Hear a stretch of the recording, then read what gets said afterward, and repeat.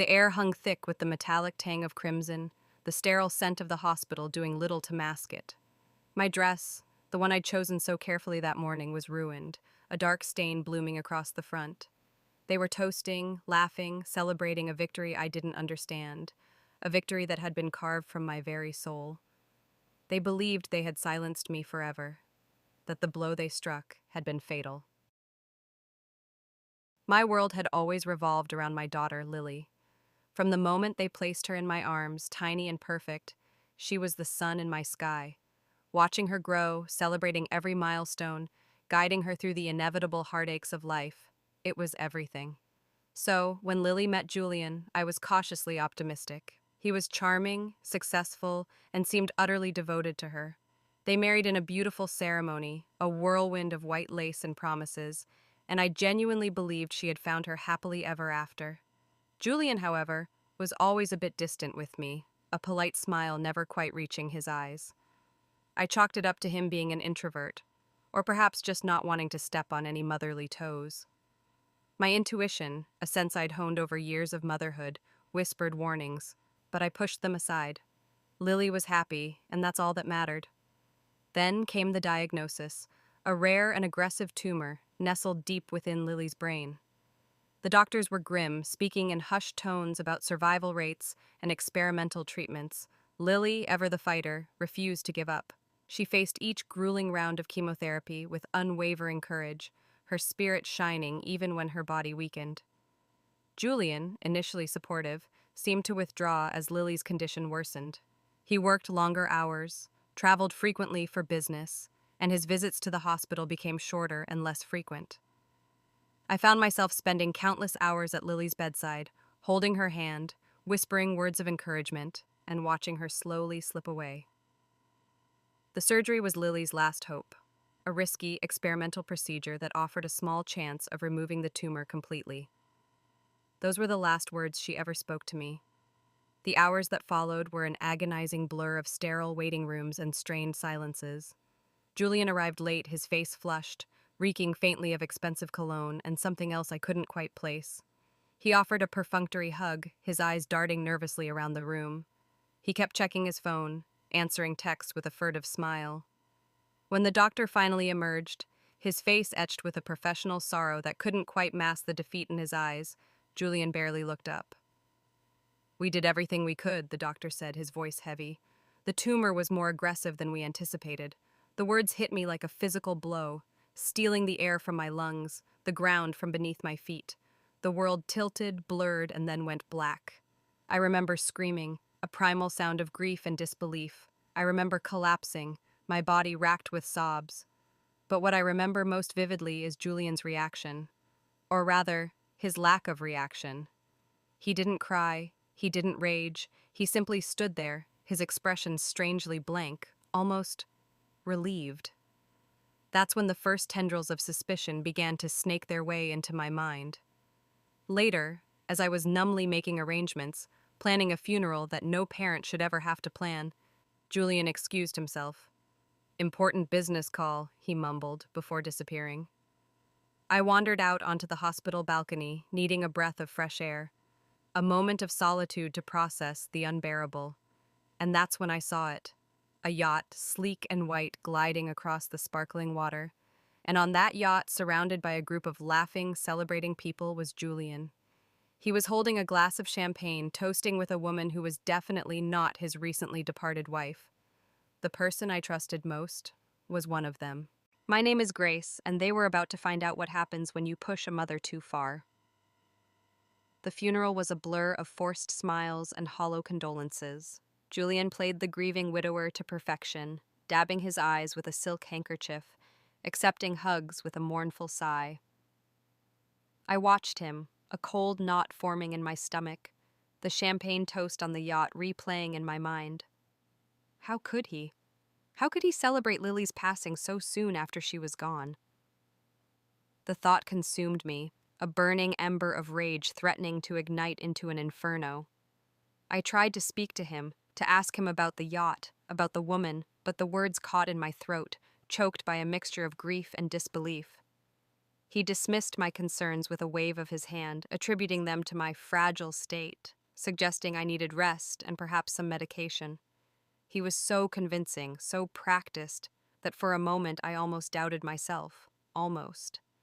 But then I would see Lily's face, her bright smile, her unwavering spirit, and the doubt would vanish, replaced by a steely resolve. I had to know the truth. I owed it to Lily. The days that followed were a living nightmare. The house felt empty, Lily's absence a gaping hole in the fabric of my life. I couldn't sleep, haunted by memories of her laughter, her touch, her unwavering love. Every corner of the house held a reminder, a photograph, a trinket, a half-finished project. I would find myself wandering through her room, touching her clothes, inhaling her scent, desperate to recapture some small piece of her. The grief was all-consuming, a physical weight that threatened to crush me. But beneath the grief, a seed of suspicion had taken root, and it was growing stronger every day. I started to investigate, discreetly at first, poring over Lily's financial records, her phone logs, her emails. I found nothing concrete, just a series of small inconsistencies, subtle discrepancies that didn't quite add up. Julian, meanwhile, seemed eager to move on. He started clearing out Lily's belongings, donating her clothes to charity, packing away her photographs. He talked about selling the house, starting a new life, as if Lily had never existed. His callousness fueled my determination. I knew, with a certainty that settled deep in my bones, that something was terribly wrong. I needed proof. I hired a private investigator, a discreet and resourceful woman named Sarah. I told her everything about my suspicions, about the yacht, about Julian's strange behavior. Sarah listened patiently, her expression never betraying her thoughts.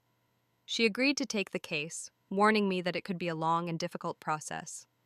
"These things are rarely straightforward," she said, her eyes meeting mine. I was prepared. I had to be, for Lily. Sarah started digging, following Julian, tracing his financial transactions, interviewing his colleagues and acquaintances. Slowly, painstakingly, a picture began to emerge, a picture of a man who was not who he seemed, a man who was deeply in debt, who had been having an affair for months, who had taken out a substantial life insurance policy on Lily shortly before her diagnosis. The policy, I discovered, would pay out a significant sum upon her passing, a sum that would solve all of Julian's financial problems. The pieces were starting to fall into place, painting a horrifying picture. But I still needed more. I needed irrefutable proof, something that would expose Julian for the monster he truly was.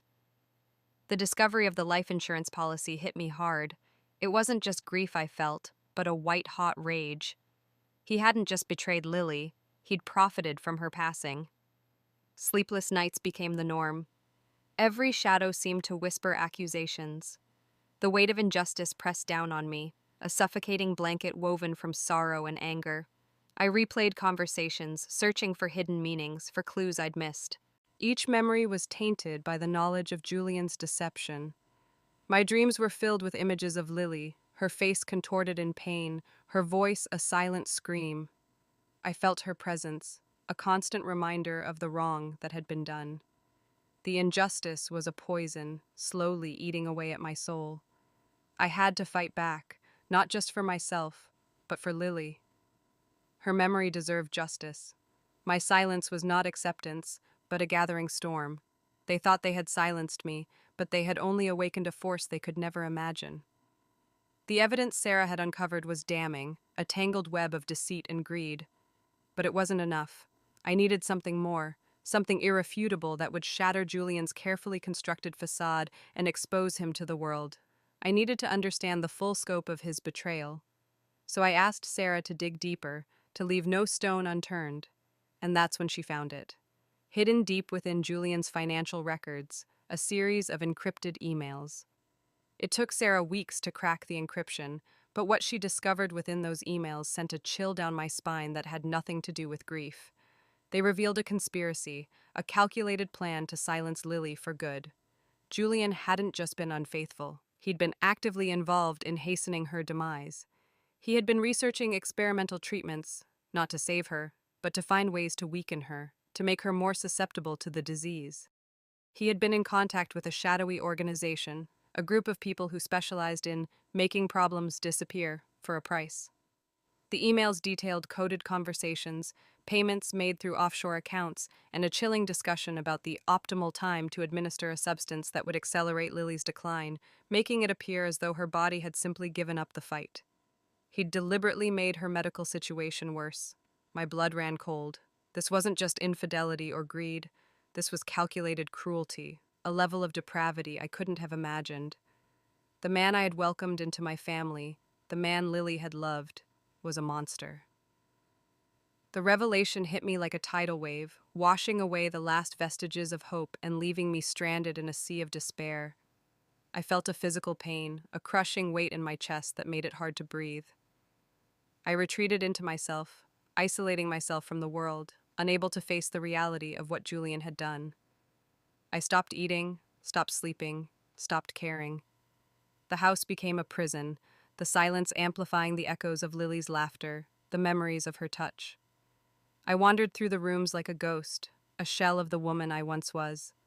One evening, I found myself standing on the balcony, staring out at the city lights, a million tiny sparks twinkling in the darkness. The wind whipped around me, carrying the scent of rain and the distant sound of sirens. I leaned against the railing, the cold metal pressing against my skin, and for a moment I considered giving up, letting go, joining Lily in the silence. The pain was too much to bear, the betrayal too deep to forgive, but then I saw it. A small, forgotten flower pot on the corner of the balcony. Inside, a single sunflower, reaching for the light, its bright yellow petals a beacon of hope in the darkness. Lily had planted it.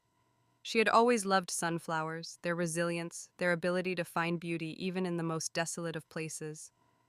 As I looked at that flower, a spark ignited within me, a tiny ember of defiance that refused to be extinguished. I realized that giving up wasn't an option, not for Lily, not for myself. I owed it to her to fight, to expose Julian for the monster he was, to bring him to justice for the unspeakable acts he had committed. The grief was still there, a constant ache in my heart, but it was no longer all-consuming. It was now accompanied by a burning resolve, a steely determination to make him pay. The transition wasn't immediate. There were days when the darkness threatened to engulf me, when the pain was too much to bear. But I clung to that spark of defiance, nurturing it, feeding it with memories of Lily's strength, her unwavering spirit. I started to plan. Methodically, carefully, I began to gather the pieces I needed to bring Julian down. I met with Sarah, sharing the encrypted emails, the financial records, the evidence of his involvement with the shadowy organization. She was shocked but not surprised. "I knew there was something more to this," she said, her eyes narrowing.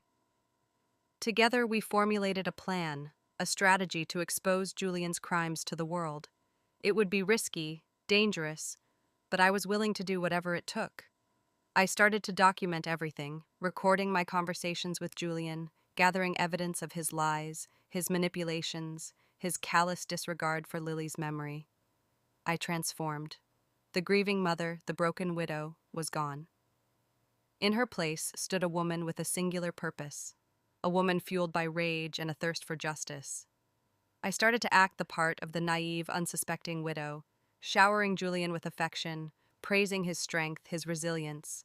He ate it up, basking in the attention, convinced that he had successfully manipulated me into believing his lies. He thought he had won. He thought he was untouchable. But he was wrong. I was watching him, studying him, learning his weaknesses, his vulnerabilities. And I was waiting for the perfect moment to strike, the moment when I could expose him for the monster he truly was and watch his world crumble around him. My silence was no longer a sign of weakness, but a weapon honed to a razor's edge. They had tried to silence me, to break me, to end me. But they had failed. They had underestimated the power of a mother's love, the strength of a mother's resolve. And they were about to learn what happens when you push a woman too far. They had violated the wrong person, and now they would pay the price. My plan had begun. I smiled. I acted broken. But I was recording everything. The key was patience, letting Julian believe he was in control, while I meticulously gathered the evidence to shatter his world. I started by focusing on the financial trail, the offshore accounts he'd used to pay the shadowy organization. Sarah's contacts in the banking world proved invaluable. They were able to trace the transactions, uncovering a web of shell corporations and fake identities that led directly back to Julian. We also focused on the emails, specifically the references to the substance he had used to hasten Lily's demise. Sarah consulted with a forensic toxicologist who specialized in identifying obscure and difficult to detect compounds. The toxicologist identified a rare form of plant extract that, when administered in specific dosages, could mimic the symptoms of an aggressive tumor while also accelerating its growth. It was almost untraceable, but the toxicologist was able to identify traces of it in Lily's medical records, specifically in the blood samples taken during her final days. The revelation was sickening, confirming my worst fears. Julian hadn't just been unfaithful, he had deliberately ended Lily's life, using a substance that masked his crimes and made it look like a natural progression of the illness. The evidence was mounting, but I needed more. I needed to connect Julian directly to the shadowy organization to prove that he had conspired with them to silence Lily. This was where things got tricky. The organization was notoriously discreet, operating in the shadows, leaving no trace of their involvement. But I had an idea, a risky plan that could potentially expose their entire operation. I knew that Julian was still in contact with them, making regular payments through the offshore accounts. I also knew that he was meticulous about his privacy, using encrypted devices and secure communication channels to avoid detection. But I also knew that he was arrogant, confident that he was smarter than everyone else. And that arrogance, I realized, was his weakness. I decided to use his arrogance against him. I started to subtly suggest that I was becoming suspicious, that I was starting to question the circumstances surrounding Lily's passing. I would drop hints during our conversations, mentioning the life insurance policy, the inconsistencies in his story, the fact that he never truly grieved. But as I persisted, I could see the worry creeping into his eyes, the flicker of doubt in his carefully constructed facade. He started to become more cautious, more secretive, taking his calls in private, whispering when he thought I couldn't hear. This was exactly what I wanted. I was driving him into a corner, forcing him to make a mistake. And then it happened. One evening, while Julian was out, I snuck into his study, the one room in the house that was always locked. I had managed to find the spare key hidden in his sock drawer. Inside, I found his encrypted laptop, the one he used to communicate with the shadowy organization. I knew I had to be careful. Julian was tech-savvy, and he would know if I had tampered with his computer. So I didn't try to hack into it. Instead, I installed a hidden camera in the room, disguised as a smoke detector. It was a high-resolution camera with night vision and audio recording capabilities, and it would transmit the footage directly to my secure server. Over the next few days, I watched and waited, patiently monitoring the footage. And then, one night, Julian returned to his study, looking agitated and nervous. He sat down at his laptop, his fingers flying across the keyboard. He opened an encrypted messaging app and started typing. I watched, my heart pounding in my chest, as he began to discuss Lily, the circumstances of her passing, and his ongoing relationship with the shadowy organization. He even mentioned the substance he had used, bragging about how he had gotten away with it. It was all there, on video, irrefutable proof of his guilt. I had him. The anticipation was almost unbearable. I had the evidence I needed, the smoking gun that would expose Julian for the monster he was. But I couldn't act yet. I needed to time it perfectly to ensure that he couldn't escape the consequences of his actions. I decided to wait until the anniversary of Lily's passing, the day he had planned to celebrate his freedom and his ill-gotten gains. It was the perfect opportunity to unleash my revenge, to shatter his world on the very day he thought he had won. In the meantime, I continued to play the part of the grieving widow, showering him with affection, praising his strength, his resilience. He ate it up, oblivious to the storm that was brewing. He even started making plans for our future, talking about buying a new house, traveling the world, starting a new life together. The hypocrisy was nauseating, but I kept my composure, smiling sweetly and nodding along, all the while knowing that his dreams were about to be shattered. As the anniversary approached, I finalized my plans. I contacted the authorities, sharing the evidence I had gathered, the encrypted emails, the financial records, the video footage. They were stunned by what they saw, vowing to bring Julian to justice. I also contacted the media, leaking select pieces of information to a trusted journalist who had a reputation for exposing corruption and injustice. I knew that the story would be explosive, that it would capture the attention of the world. And that was exactly what I wanted. I wanted Julian's crimes to be exposed, not just to the authorities, but to everyone. I wanted him to be stripped of his reputation, his wealth, his freedom. I wanted him to suffer the consequences of his actions, to experience the same pain and despair that he had inflicted on Lily and me. The day before the anniversary, I received a call from Sarah. "It's time," she said, her voice tight with anticipation. "Everything is in place." "I've been ready for a long time," I replied, my voice steady. The day arrived, cloaked in a false serenity. The sun shone brightly, birds sang their cheerful melodies, and the air was filled with the scent of blossoming flowers. It was a cruel contrast to the darkness that was about to unfold. I rose early, dressed in black, a silent tribute to Lily, and a symbol of the vengeance I was about to unleash. I prepared a lavish breakfast, Julian's favorite, complete with fresh pastries, gourmet coffee, and a bouquet of lilies, their white petals a stark reminder of his betrayal. He came downstairs, looking relaxed and confident, a smug smile on his face. "Happy anniversary, darling," he said, kissing me on the cheek. I smiled back, a cold, empty gesture. "I have a surprise for you too, Julian," I said softly. As we ate, I couldn't help but feel a sense of detachment, as if I were watching a play unfold, the actors moving through their lines, oblivious to the impending climax. Julian prattled on about his plans for the future, his voice filled with excitement and anticipation. I listened in silence, my gaze fixed on his face, memorizing every line, every wrinkle, every fleeting expression. I wanted to sear his image into my mind so that I could remember this moment forever, the moment before his world came crashing down. After breakfast, Julian suggested a walk in the park, a place where Lily and I used to spend countless hours. I agreed, knowing that it would be the perfect stage for my final act. As we strolled through the park, hand in hand, I led him to a secluded bench overlooking a tranquil pond. The sun glinted off the water, creating a shimmering effect that was both beautiful and mesmerizing. We sat down, the silence stretching between us, thick with unspoken words. Finally, I turned to him, my eyes filled with a false tenderness. "Julian," I said, my voice trembling slightly. He looked at me expectantly, his smile unwavering. He asked, his voice laced with concern. I took a deep breath, steeling myself for what I was about to do. "I know," I said, my voice barely a whisper. His smile faltered, his eyes narrowing slightly. He asked, his voice suddenly guarded. "I know about Lily," I said, my voice growing stronger. His face paled, his eyes widening in alarm. He tried to speak, but no words came out.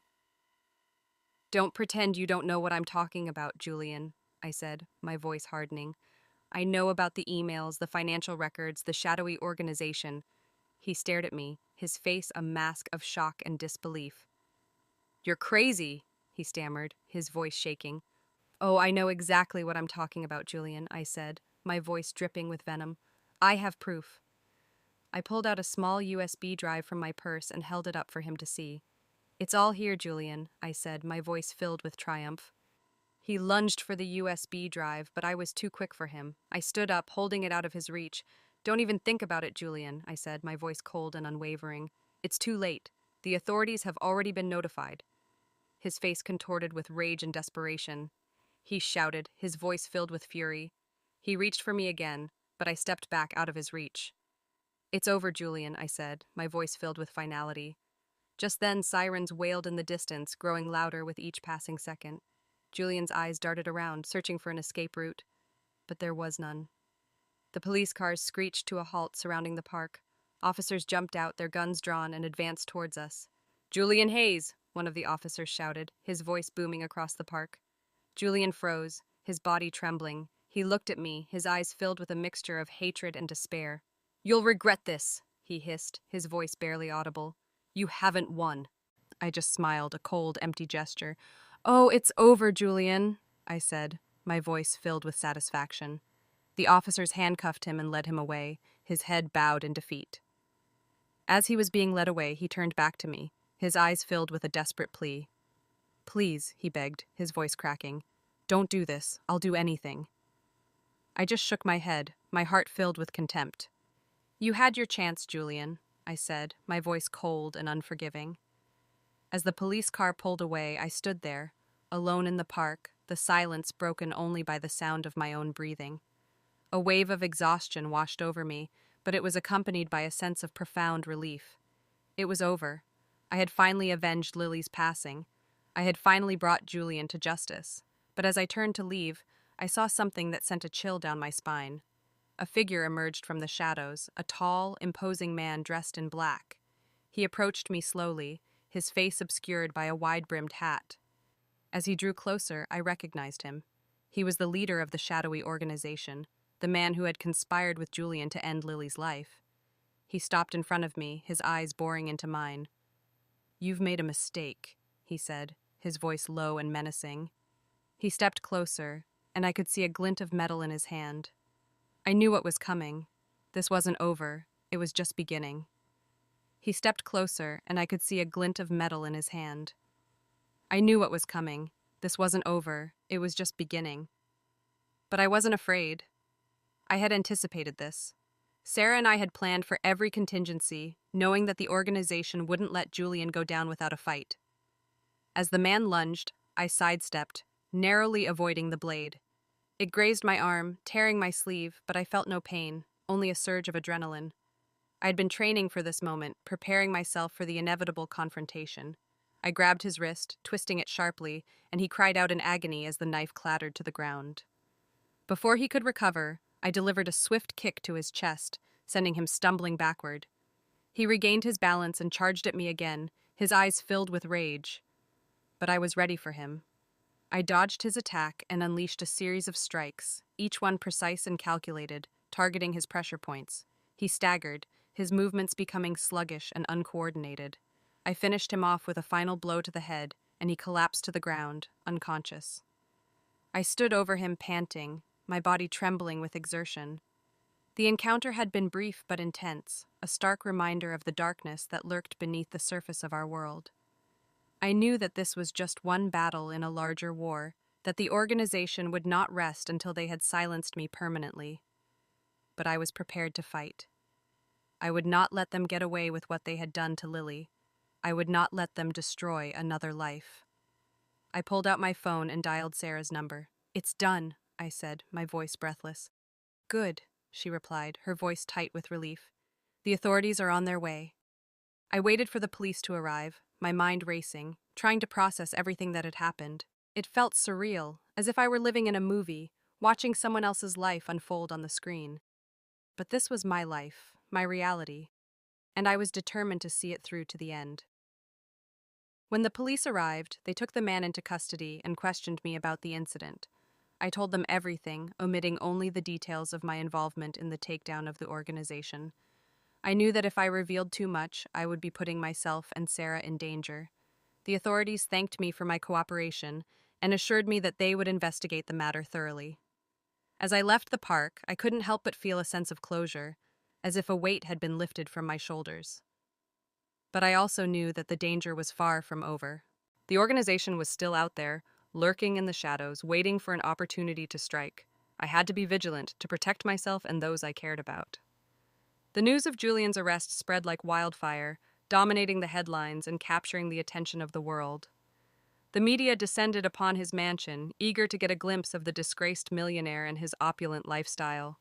His friends and associates abandoned him, severing all ties and distancing themselves from the scandal. His reputation was shattered, his wealth seized, his freedom gone. He had lost everything, just as I had planned. I watched the news coverage from my safe house, a secret location that Sarah had arranged for me. I felt no joy, no satisfaction, only a sense of emptiness. Revenge wasn't sweet, it was necessary. It was a means to an end, a way to bring justice to those who had been wronged. But it didn't bring back Lily. It didn't erase the pain and suffering that I had endured. It simply closed a chapter in my life, allowing me to move forward, to heal, to rebuild. Julian's trial was a media circus, with every detail of his crimes meticulously scrutinized and analyzed. The prosecution presented overwhelming evidence of his guilt, including the encrypted emails, the financial records, and the video footage. Julian tried to deny everything, claiming that he had been framed, that he was the victim of a conspiracy. But his lies were transparent, his defenses weak. The jury deliberated for only a few hours before returning a verdict of guilty. Julian was sentenced to life in prison without the possibility of parole. He would spend the rest of his days behind bars, a pariah, a symbol of greed and corruption. As for me, I disappeared from the public eye, seeking refuge in a quiet, secluded town. I changed my name, my appearance, my entire identity. I wanted to start a new life, to leave the past behind, to find peace and happiness. I knew that I would never truly be free, that the memories of Lily and the events that had transpired would always haunt me. But I was determined to live, to honor her memory, to make the most of the second chance that I had been given. I often wondered what Lily would think of what I had done. Would she approve of my actions? Would she be proud of me? I hoped so. I hoped that she would understand that I had done everything for her, that I had avenged her loss, that I had brought her some measure of justice. One day I received a letter from Sarah. It was a simple note informing me that the organization had been dismantled, their leaders arrested, their operations shut down. She had used the evidence I had provided to expose their crimes and bring them to justice. The world was a safer place, thanks to our efforts. I smiled, a genuine smile, for the first time in a long time. It was over. The cycle of violence had been broken. Justice had been served. They lost everything. I just smiled. Revenge isn't sweet, it's necessary. Would you have done the same? Let me know in the comments. Subscribe for more justice.